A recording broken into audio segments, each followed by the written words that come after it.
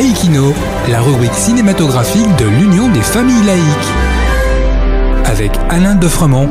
Bonjour, vous êtes à l'écoute de Laïkino avec Alain et Frédéric, votre serviteur, pour la chronique cinématographique de l'UFAL. Bonjour Alain. Bonjour Frédéric, bonjour à tous.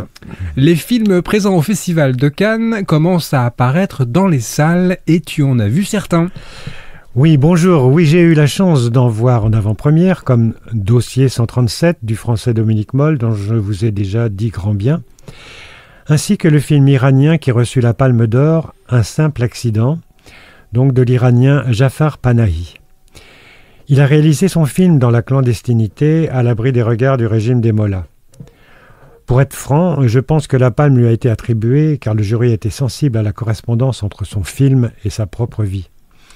En effet, condamné en 2010 par la justice iranienne à 6 ans de prison ferme pour propagande contre le régime, il est placé en liberté conditionnelle jusqu'à son arrestation au parquet de Téhéran le 11 juillet 2002 à l'âge de 62 ans.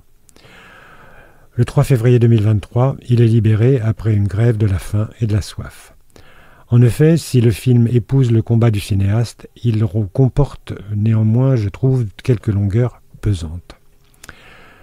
Le Grand Prix a été attribué à Valeurs sentimentales, un film norvégien qui lorgnerait du côté de Bergman ou de Woody Allen, mais sans la densité, ni l'humour, ni la grâce. Je n'ai jamais éprouvé la moindre sympathie pour l'héroïne, je dirais même plus qu'elle m'a irrité. Pour moi, c'est un film lourd et très surfait.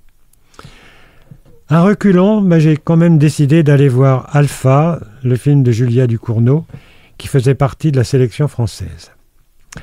Alors les interprètes sont très bons, la réalisation innovante, le sujet intéressant, comment le corps social réagit à une épidémie, mais malgré ça, le film est tordu et incompréhensible, malgré quelques fortes scènes. Décidément, cette réalisatrice, sans aucun doute talentueuse, n'a toujours pas trouvé grâce à mes yeux quand il reste ouvert, car que ce soit Grave ou Titane, que je n'ai vu qu'à moitié devant les moments horribles qu'il présentait. Merci Alain. En attendant de nous retrouver, n'oubliez pas notre émission en balado-diffusion sur laicidad.ufal.org ainsi que sur notre site ufal.org. Pensez aussi que nos activités ne sont possibles que grâce à vos dons et à vos adhésions. À la semaine prochaine.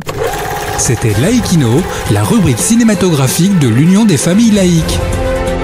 Retrouvez toutes nos rubriques Laïkino et l'ensemble de nos balados-diffusions sur lufal.org.